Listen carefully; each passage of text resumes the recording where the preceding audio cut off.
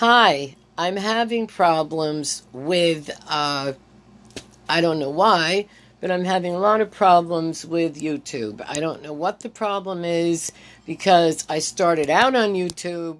So why they're giving me a hassle is beyond me. I don't understand it. I really don't. And if they don't stop, I guess my only option will be to do everything on Facebook, which is theirs as well. So I don't understand what the heck their problem is. And I'm really getting aggravated because, I don't like to disappoint people. And it really bothers me when we have things that we have planned and the broadcast that Melissa and I are planning on doing, that's going to be fine. But for the kids, I'm going to have a problem. Why? Makes no sense. These are all kid friendly. They know that. There is absolutely no reason why I should have any problem. And it's very, very upsetting. Okay, extremely. So, what I'm going to do is I'm going to try one more time. Okay, another way. All right. So, that's what I'm going to do. It just doesn't make sense to me that we're having these kind of problems when when there's a problem. There shouldn't be a problem. It really should not be a problem. I don't understand why they're doing this. So I'm going to fix it the only way that I know how to do, and that is going to be just through something we're going to do. Okay? Now, what we're going to do is we are going to try to do a song for you guys. And what I wanted to do was Puff the Magic Dragon. And I didn't get any musicians this week to do it with me. So maybe next week if it doesn't go well. Okay? And then we're going to go into our story. All right? We're going to give it our best shot. So just bear with me here.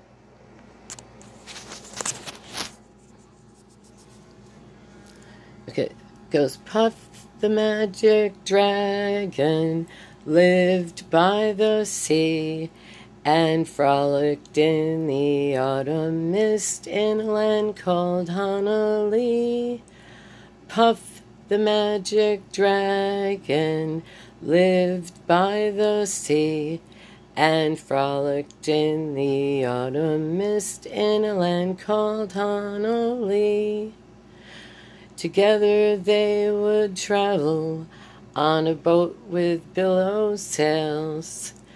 Jackie kept a lookout perched on Puff's gigantic tail.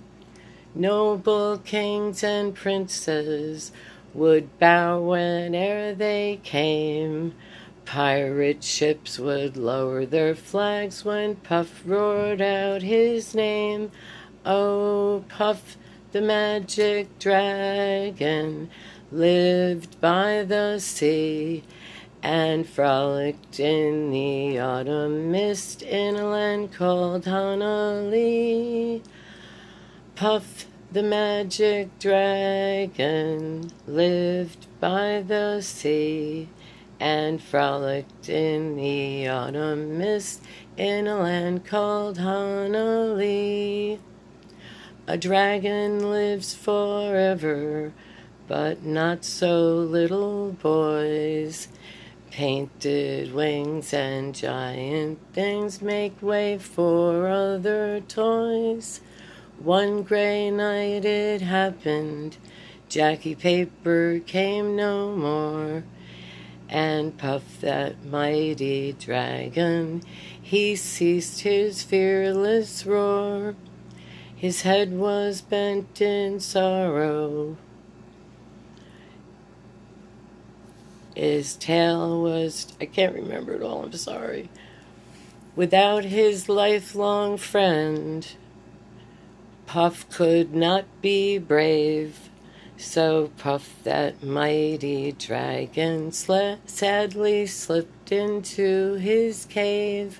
Oh, Puff the Magic Dragon lived by the sea and frolicked in the autumn mist in a land called Honolulu. Puff the magic dragon lived by the sea and frolicked in the autumn mist in a land called Honolulu. Okay, and that is by a great group called Peter, Paul, and Mary, and I would have done a much better job if I had had them to sing along with me. And hopefully next week we'll have someone here that's a little more musically inclined, but I don't care. I love to sing, and remember what they say in the song. Don't worry if it's not good enough for everyone to join, just sing. So do it. It always makes you feel better, too. So that is, of course, Puff the Magic Dragon. There were a lot of good songs when I was a kid that I used to love, and we'll start doing them every week on Rocker Room. And actually, we're going to be coming on a little bit later. Melissa Barberari and I will be doing W Karma Radio. And W Karma Radio is for your moms and dads, okay? And you guys could listen too, I guess, in some cases, but some of the material is a little adult. We don't swear. Well, I'm not saying that we don't, but we don't. We try not to around children. Okay, and as the long-awaited The Frog Prince, okay? This was my favorite when I was a little girl, and, well, one of my favorites. Once upon a time, there was a king who had one daughter. She was his only daughter. I'm an only child, too. Are any of you only children? Yeah? It's good. Let me see who you are. Hi, me too. So she wanted for nothing, and we never usually do either, but I think most children don't, you know? And she had a nursery full of toys, a pony. I didn't have a pony. And wardrobe bursting with pretty dresses. But for all this, she was lonely. She wanted someone to play with. The princess's favorite toy was a beautiful golden ball. Every day she would play with her ball in the palace garden. When she threw the ball up in the air, it seemed to take off on its own accord and touch the clouds before landing in the princess's hands again. One windy day, the princess was playing in the garden as usual. She threw a golden ball high into the air, but instead of returning to her hands, the wind blew the ball into the fish pond. She ran to the pond, but it had sunk to the bottom. "Whatever shall I do?" she wailed. "Now I have lost my favorite toy." Oh, I know how that is. I get so upset. It doesn't even have to be a toy. When you get older, you'll lose stuff and you'll still sit down and cry. Trust me on that. At least I do. Not in front of people, because I just don't. But if you think you should be able, if you want to cry in front of people, by all means do it. Nothing wrong with that. So anyway, let's get on. So she sat down and cried. All at once she heard a loud plop, and a large green frog landed on the grass beside her. "Ew, go away, you nasty thing." To her astonishment, the frog said, "I heard you crying," in a gentle voice, "and I wondered what the matter was. Can I help you in any way?" "Why, yes," exclaimed the princess. "My ball sank to the bottom of the pond." "Of course I will." So he went down and got it. "You can have my jewels, my finest clothes, even my crown if you will find it." "I don't want your jewels, your clothes, or your crown." I would. I'm sorry, but I don't know about the crown, but I sure have, because that wouldn't have meant anything. But the jewels and the clothes, maybe not even the jewels, I'd settle for the clothes. I'm pretty easy to please. And you know I'm a fashionista. So anyway, I would like to be your friend. I want to return with you to the palace, eat from your plate, sip from your cup, and I want to sleep with you. I promise. All you ask, if only you will find my ball. Remember what you have promised, said the frog. He handed her the ball. She was so overjoyed she forgot all about thanking the frog. Now, see, remember I told you it's very, very important to always be polite. You should always say thank you, please, right? It really is important. She ran all the way back to the palace. That evening at dinner, they were sitting down to eating, and Your Majesty, there is a frog at the door who says the princess has promised to share her dinner with him. Is this true? Demanded the king, and looking rather angry.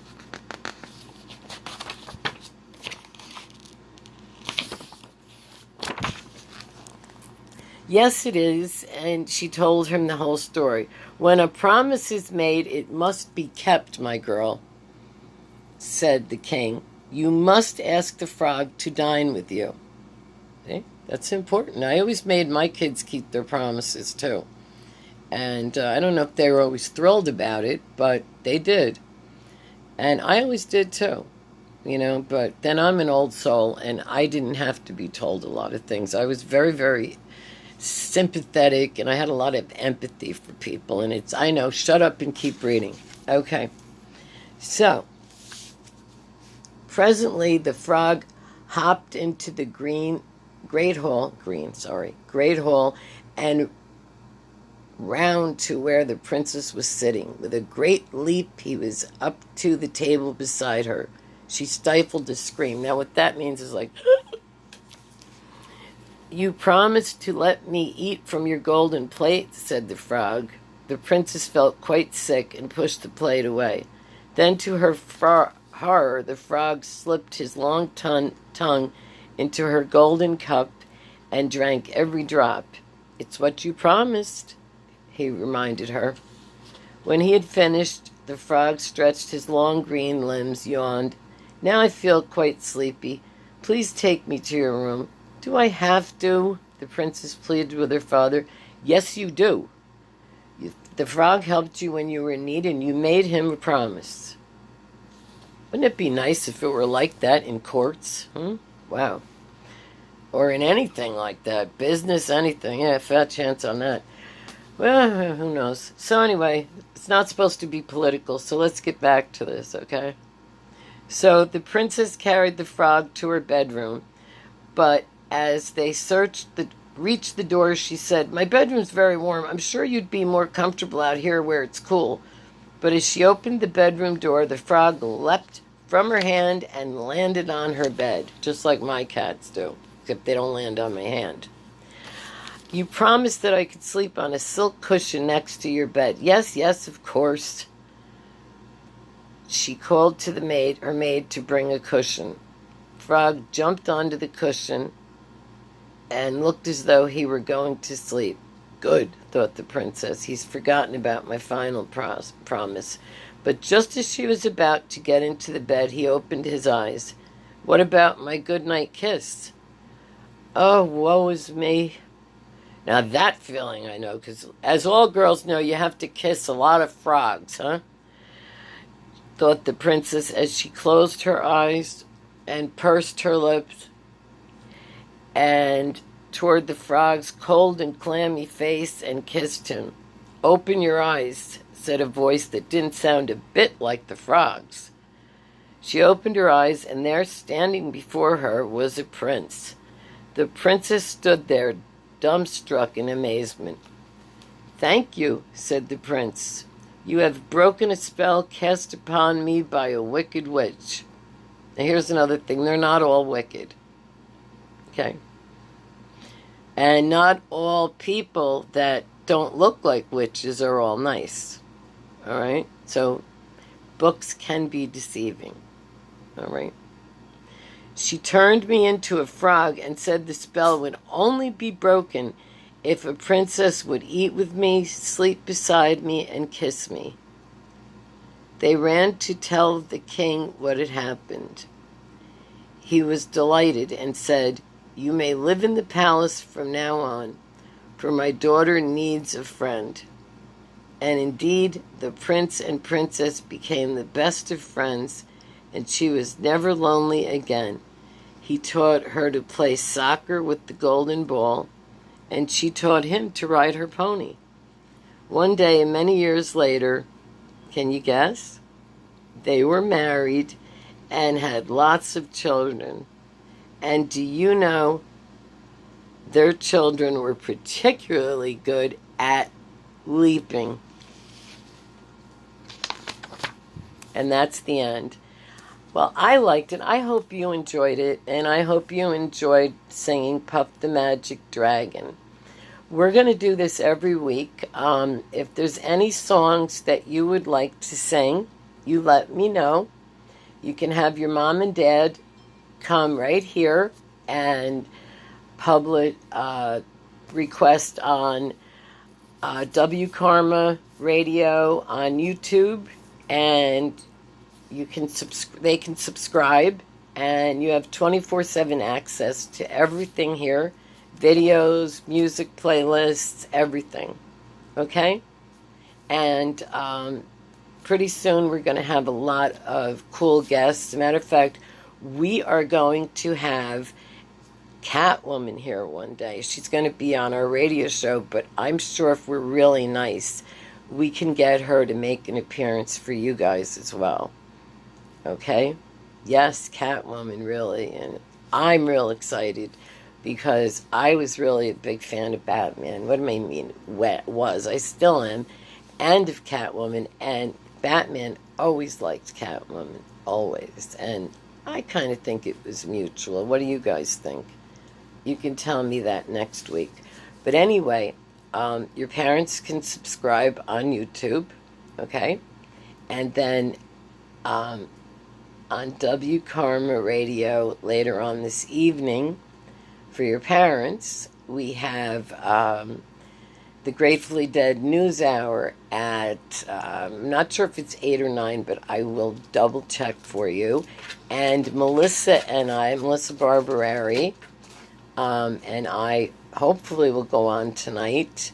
If not, definitely tomorrow. I'd love to have her on. I'd love to do it with her tonight, because we can set up a room where we can have someone join us. Now, Bob Bradshaw was going to join us, but he had something they had to do this weekend, so we absolutely understand, and he can still be our friend. He is our friend. He's a great guy. And hi, Janet. That's his wife. And I also want to say happy anniversary to them. They're celebrating, I think it's 29 years. Congratulations, you guys. Awesome. And they're very great. They're very wonderful people, and they have been with me for 3 years when I started this station. So I'm very grateful for their support and their friendship. And Janet has just gotten over an operation, and I'm sure that as strong as she is, she's going to make an absolutely complete recovery. She sure looks like she did. She looks great, and but then she always does. And she's a terrific person. And if you don't believe me, you can ask Bob or Sharon Barber. She's also a mutual friend of ours. And I'm really, really thrilled to be able to wish them a happy anniversary. And I think I know just the song to play for them. And I will do that soon. Thank you for tuning in. I hope you enjoyed the song. I hope you enjoyed the story. And as I said, I probably would have been a whole lot better if Peter, Paul, and Mary could have joined in. Because I'm certainly not the singer that Mary is, God rest her soul. But I am okay. You know, if you'd ask my son Jason, he would not agree. My singing used to embarrass him. I don't know why. Probably because I'm his mom. You know how they are. And his birthday was June the 4th. I sent him a card. I don't know if he got it or not, but he should have. If not, I'll send him another one. In the meantime, happy birthday, sweetheart. I love you. And I am a producer, but one of the greatest things I ever produced was Jason Daniel Haruki at 3:12 a.m. on Sunday morning on June 4th, 1978. with your dad standing right by, because we were, and he even had a little T-shirt, Jason, that said Lamaze, naturally. And he was well, he had colic for a while, but his poor mother had to drive him all over, get in the car, drive him all over God's creation and pray, please don't let him wake up, please. I've only had 2 hours sleep in a week. And usually what would happen is I would stop the car and he would wake up. But he was a very happy baby despite all that. And he was very charming. Well, naturally. No, seriously. He was very, very charming kid. And now if you'd only be that way now, because do you realize that he hardly ever calls me? Seriously. Yeah, I'm going to guilt trip you, Jason, because you deserve it. You can't pick up the phone and call your poor mother on her birthday? Is that terrible? On Christmas Eve. You know what he does? He usually has a girlfriend call. Yeah, that's what he has them do. Isn't that awful? And, it's like, Jay, they're not your secretary. Mommy raised you better than that you were not supposed to have women doing things for you constantly. And his attitude is, well, I could, yeah, so what? You cooked. I told you to do that. You're pretty good. But, you can't expect women to do everything for you. I mean, and he doesn't. But it's kind of like you can't pick up a phone. Or even I'm going to guilt trip the heck out of him. I don't care. Kids, don't grow up and do this. Because what he does? He doesn't even take the time to type out, Happy Mother's Day, Mom. Now I ask you, is that too much to ask? No. He's a great singer and a great trumpet player. Could he play a trumpet song? Sure. Does he? No. He sings Ave Maria, like, mwah, bellissimo. Does he sing it? No. Not for me. I've heard him sing it. It's great. He's a great talent, but you'd never know it if I wanted to post something, because he doesn't send it to me. Now, Jason, come on. It's not going to kill you to do that. You don't have to be a guest on the show, but you could send something, or if you want to be a guest, fine. Nobody's going to nag you. Nobody's going to mess with you. We don't do that. We're very nice to our guests. It's only when they're not here. No. It's only when they're not here and when they're related to us that we get annoyed. And another thing about that is that we do not, it's one thing for us to say something about it, no one else. Because it's like, yeah, well, I can say that that's my family. You can't say that. So that's a whole different thing. And Jason knows that. We all know that. Because aside from being Irish, we're also Italian. So we were always taught, just like in the movie, you never take sides against the family, whether they're right or wrong. We don't. And you don't go out and repeat things that were said, not because you have anything to hide, but because it is no one's business. That is your personal life. Nobody needs to hear it. Nobody wants to hear it. Nobody probably even cares. Unless you get way up there in those numbers. And then they care because then they probably want a piece of the action, So, which is one of the reasons that I always said that I would rather be on the other side of the camera. I did a few cameo roles where, and you miss me, blink and you miss me, or a lot of behind the scenes, because I knew what those women went through and it was horrible. So, kids, I will see you next Saturday, okay? And you let me know if there's a song or anything else you want to do. Till then, be good. Be nice to your sisters and brothers and all your friends. And remember, it's okay to be different. Being different is unique, and unique is special. And I was different. I probably still am. And I love it. And so will you. And remember, as Mr. Rogers said, you're special and we love you just the way you are. Okay? So till next week. Bye-bye. And thank you, Mom and Dad, for letting them tune in. I hope that I've helped you in some way to get some time to yourself, because I love kids, I love animals, and I'm always willing to do the most I can to entertain kids. I love you. Bye. The rest of you tune into W Karma shortly for the Gratefully Dead, more music, and a podcast from Melissa Barberari and I, even if it isn't too long, but we're definitely going to do one tonight. It's not long enough. Tune in again tomorrow. Bye-bye. Love you.